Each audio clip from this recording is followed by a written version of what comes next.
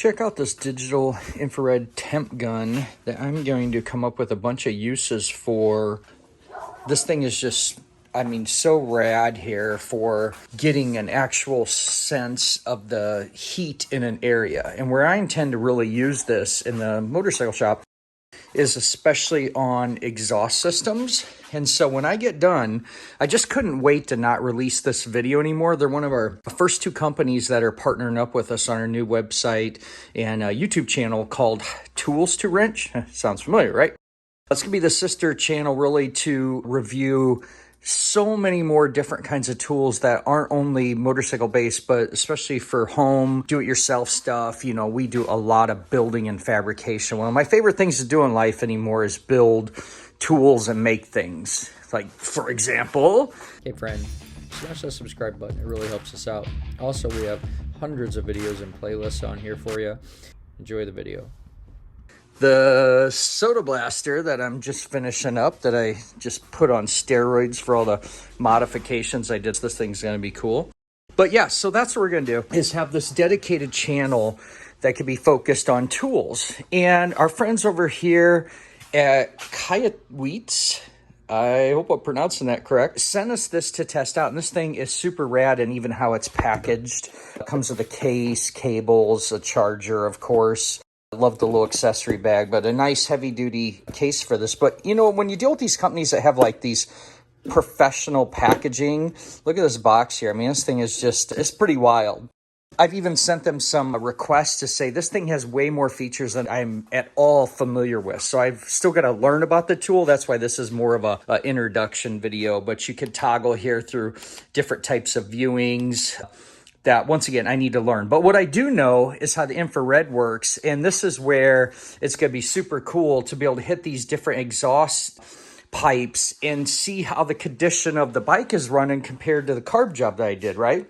Another way that I've used the old school traditional temp guns in the past on diagnosing motorcycles, I'll see if I can find that video. It might be so old that I might just have the experience and not a video. But I'll never forget where I found the biggest use of a temp gun ever was back teaching at the college in 2007 on a GSX-R 1000, where ultimately we diagnosed an ignition problem that kept blowing fuses to a CDI over a heat issue in the harness. And the only thing is I got lucky and I was leaning my hand on the harness and ended up going, oh my God, that's so hot. And then we grabbed a temp gun and went, holy cow, you know, that with a bike not running in a room that was 70 degrees, as soon as you turn the key switch on, there was a spot in the harness that was jumping to 140 degrees and then popping a fuse. Well, we used the temp gun to kind of go back along the chassis and then find out where that hot spot was. I cannot imagine the first day I'm going to get to use this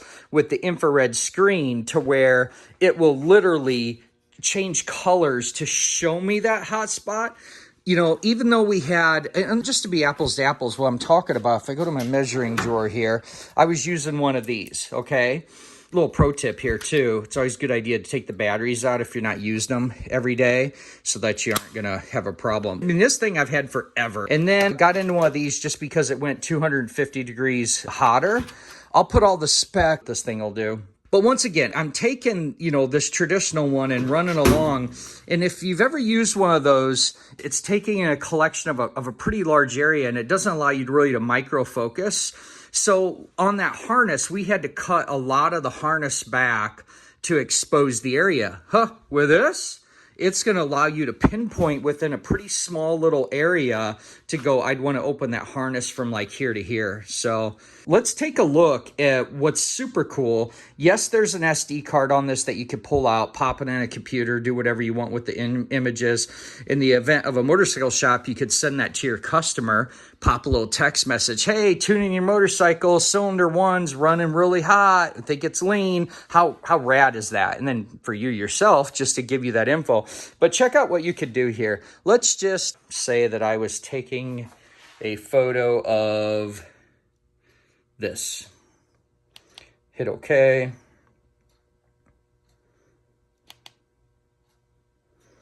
I'm going to pull the trigger. Okay. 96 degrees, blah, blah. Let's take a photo of that.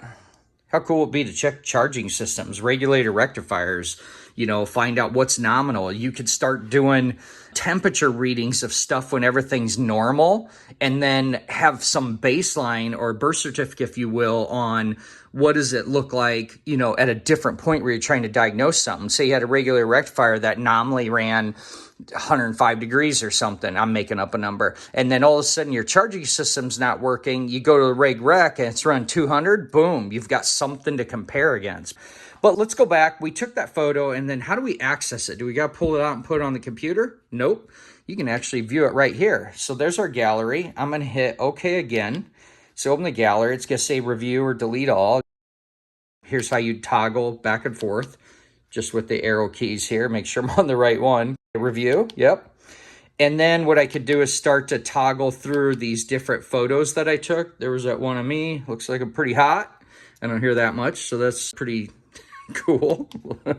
Anyway, let's go back to this photo. So this is the one where I'm like, oh, I wanted to check it out. Look, all the information's there, okay? I believe everything on here, too, will be able to, well, of course, on the file, will be able to date and timestamp it as well. But you can see here, and if you go on the settings, obviously you could change the Celsius or Fahrenheit, whatever country you're in, what you use is going to be great. But that's a way that you could go and start to access some of this information like instantly. And think about this too. Okay, I'm dealing with a customer. I want to give them some information. I don't want to pop the card out and go through all that. I could take this, grab that photo quick. I got my phone in my hand. I could snap a picture of it this way, and then boom, drop it to a text message. I mean, just unbelievable if you think through how you can grab proof, document it, and then get it where it needs to go, whether that's a customer, whether it's your own personal stuff. Maybe you got a little file on Google Drive. If you haven't seen some of our other videos, how we talk about doing birth certificates and putting that information into a file on your own vehicles to catalog different specifications that aren't in a manual. Maybe you do a resistance check on something and go, oh, that was never in the manual, but here's what it is good. And you could keep a record of that. Now you could start to add these, you know, screenshots of temperatures of things like your exhaust temperatures at idle between the 4 cylinders. You could do the charging system like we talked about. I'm probably going to think of more uses of this as I go along that I'm not even remotely considering about. But yeah, that is how you do that. And then to go back to the regular screens, you'd see this back arrow here. I'll just toggle back, get back to a home page here. Now you could see it's moving around, so you know you're back to the live feature of this. Super, super cool. All right, let me go into the settings real quick. So here's a bunch of stuff I'm still going to learn about.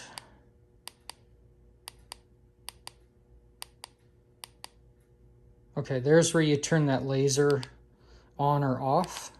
Okay, and then I'm going to go back up and turn the center point back on. I think I might have turned it off.